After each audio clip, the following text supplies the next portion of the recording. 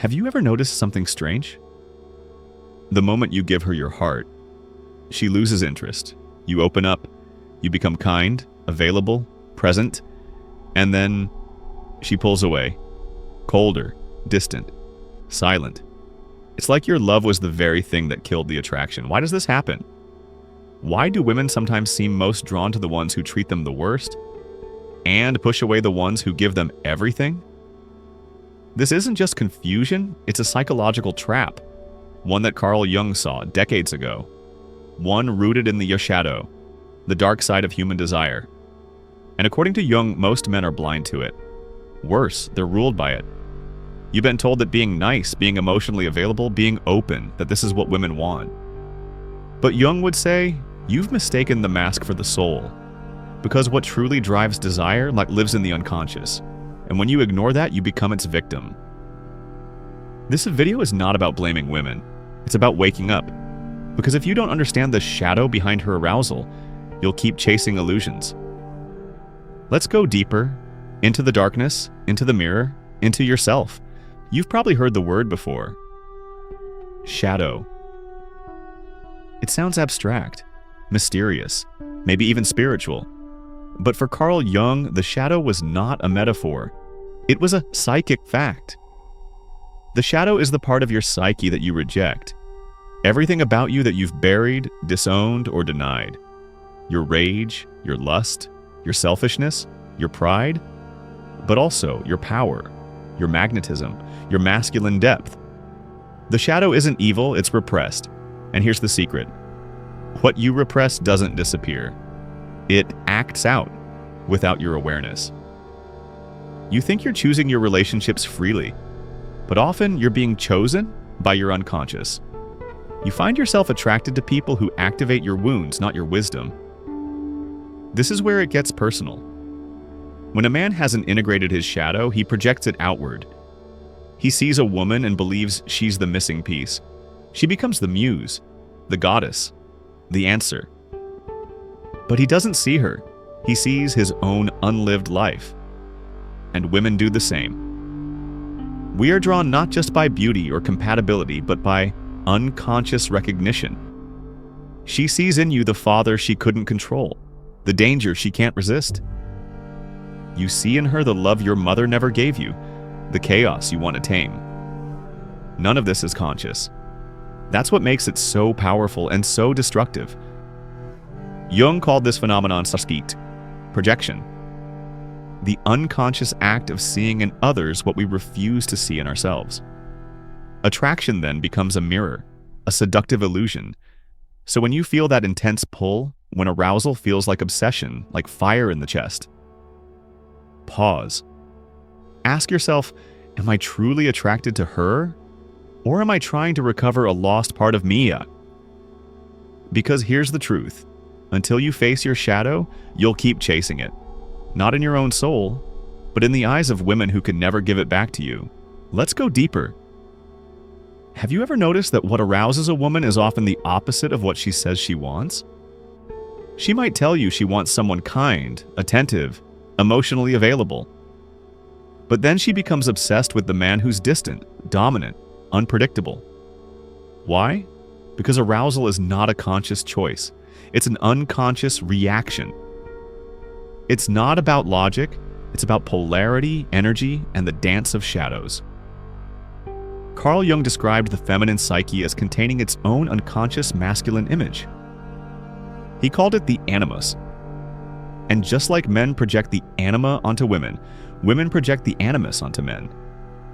This projection creates intense attraction, but it's not really about you. It's about what you represent. If you embody traits she has repressed in herself, power, mystery, emotional detachment, you become magnetizing. Not because you're better, but because you activate her unconscious.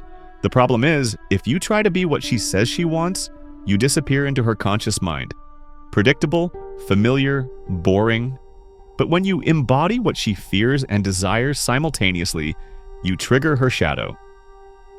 This is the paradox. What she consciously wants rarely aligns with what her shadow craves. Her body reacts to what her ego rejects, the forbidden, the dangerous, the unknown. That's why the nice guy gets ignored. Not because he's not good enough, but because he's too available, too explained, too safe. Desire thrives in tension, in uncertainty, in the presence of something she can't fully understand. A man who is centered but silent, grounded but ungraspable, kind but not needy. That man disturbs her ego and awakens her shadow.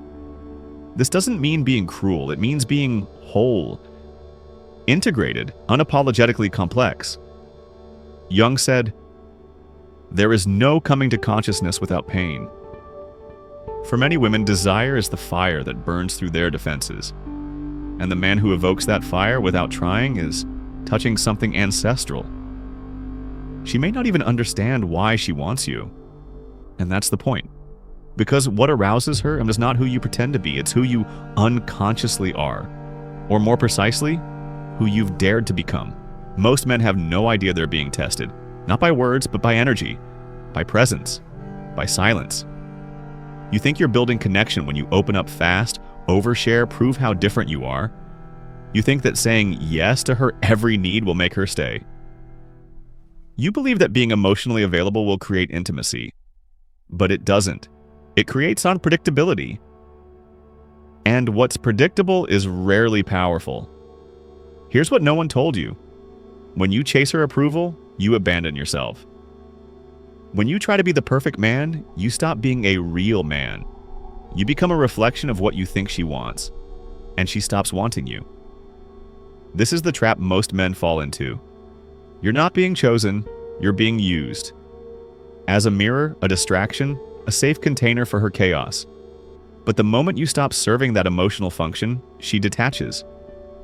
Why? Because you weren't relating as a sovereign man. You were performing as a persona.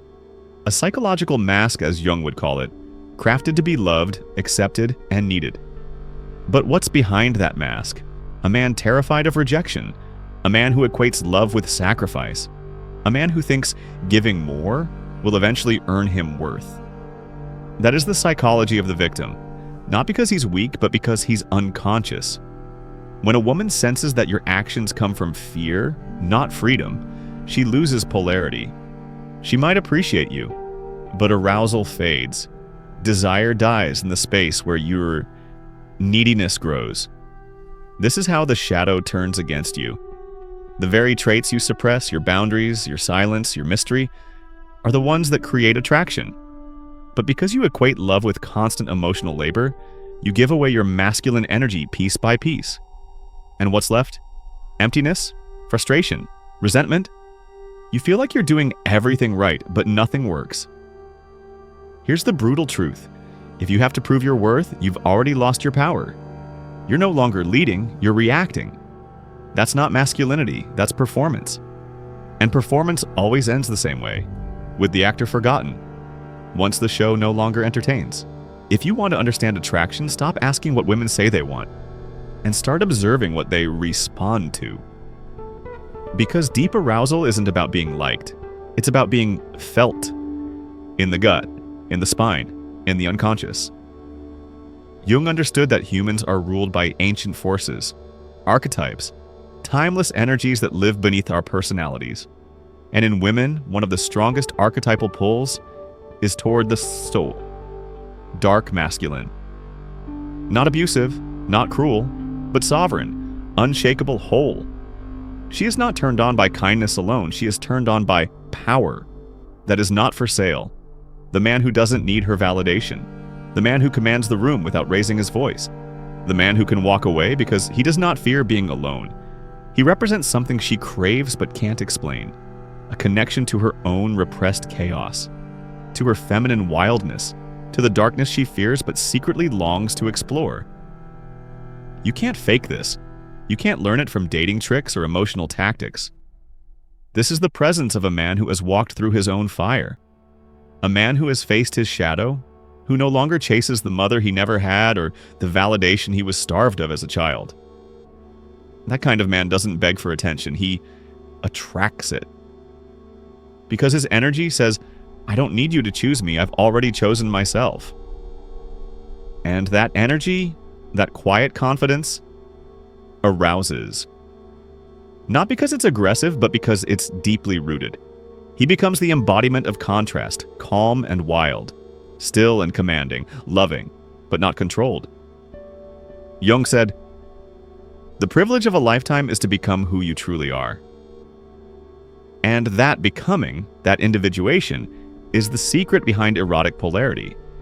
Because a woman doesn't fall in love with the surface of a man. She falls into the gravitational pull of his center. And that center is only born when a man stops performing and starts integrating. She may not consciously know why she wants him, but her body knows, her instinct knows, because she's not reacting to his lines or his looks. She's reacting to his essence. And essence cannot be faked. Most men don't realize it, but relationships can quietly drain them of their vital energy. Not because women are malicious, but because most men enter love unconsciously. They think love is about constant giving, constant reassurance, constant presence. And so, day by day, they leak energy, emotionally, psychologically, spiritually. You think you're being a good partner, but what you're really doing is performing for approval. You answer every message immediately. You explain yourself constantly. You say yes even when your body screams no. You think this is love, but it's not. It's a disguised fear of abandonment.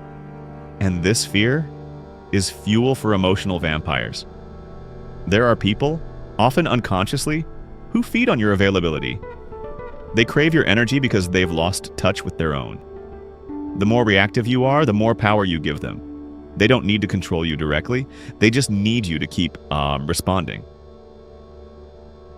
And so, your attention becomes a currency. Your time becomes a sacrifice. Your identity slowly dissolves into someone else's emotional survival. You wonder why you feel tired, disconnected, invisible. It's because your psychic system is wide open. No boundaries, no center, no sovereignty. Carl Jung warned that what is not brought to consciousness becomes fate. And in relationships, that fate is self-abandonment. You lose yourself not because someone took you, but because you kept giving yourself away without ever being asked to. This is the great lie, that being good enough will earn you love. But true love doesn't require exhaustion, it requires presence.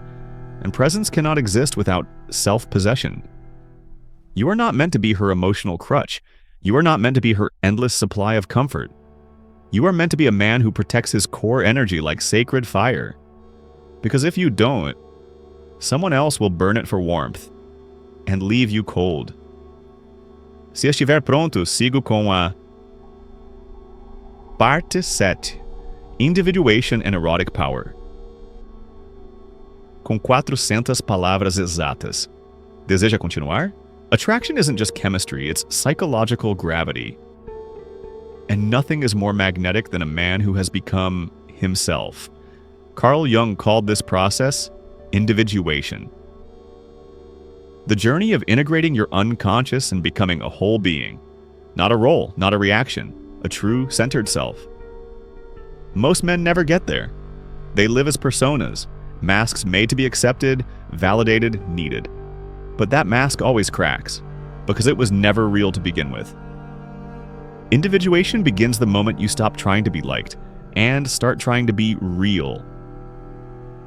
A man who is individuated doesn't need to explain himself. He's not trying to be alpha.